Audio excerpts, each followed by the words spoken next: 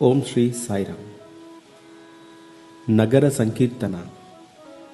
ప్రపంచంలో సాధారణంగా ఎక్కడా కనీ విని ఎరుగని ఒక అరుదైన ఆణిముత్యం లాంటి కార్యక్రమం శ్రీ సత్యసాయి సేవా సంస్థల ద్వారా నిర్వహించబడుతున్నది. భగవాన్ బాబా వారు ఆ కార్యక్రమంకు నగర సంకీర్తన అని పేరిడినారు.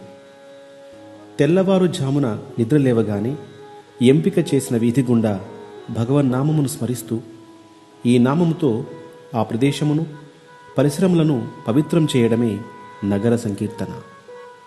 భగవాన్ బాబావారి మాటల్లో చెప్పాలంటే, తెల్లవారుజామున నగర సంకీర్తన ఎందుకోసమని పెట్టాము? Why Nagar Sankirtan is prescribed? ఏ పని లేకుండా పెట్టామా? It's not for nothing.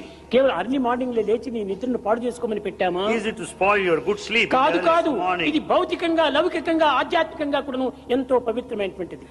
It's highly sacred from the point of the world, from the point of the అర్ధరాత్రి community వేళ and society. బ్రహ్మ ముహూర్త కాలము.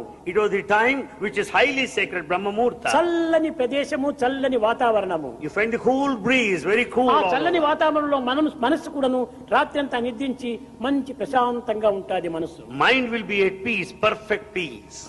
లేచిన తక్షణమే The moment you get up, ఏదో పిచ్చి పిచ్చి పలుకులంతా వినకుండా, instead of listening to useless things, అశబ్దమైనటువంటి యొక్క అశ్రవణమైనటువంటి దీన్నంతా మనం శ్రవణం చేయకుండా, by listening to that what you are not supposed to, Rama Krishna Govinda అనేటువంటి నామస్మరణ వింటూ ఉంటే హృదయానికి ఎంత హాయిని చేకూరుస్తుంది. if you listen to God's name, your heart will be in peace and పాడేవానికి hi, the singers will be happy. వినేవానికి hi. The listeners will be happy. తెల్లవారు లేస్తాను ఏదో భగవత్ నామచింతన విన్నానంటుంటావు. I could listen to God's name the moment I got up this morning. కనుక తెల్లవారు లేచిన తక్షణమే భగవత్ నామస్మరణ చేయాలి. The moment